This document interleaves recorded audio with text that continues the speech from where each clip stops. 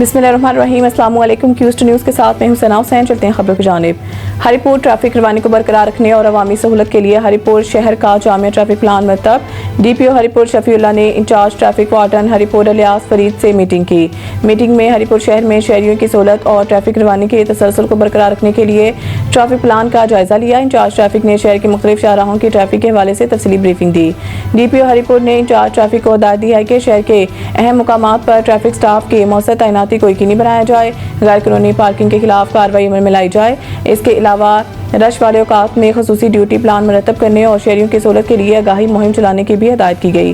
D P او نے شہریوں سے کہا ہے کہ وہ ٹریفک قوانین کی پابندی کریں اور پولیس کے ساتھ تعاون کو یقینی بنائیں تاکہ شہر میں ٹریفک کے نظام کو مزید بہتر بنایا جا سکے۔ سعید انٹرنیشنل ہسپتال، معیاری علاج، جدید سہولیات اور بہترین نگہداشت سب ایک ہی جگہ۔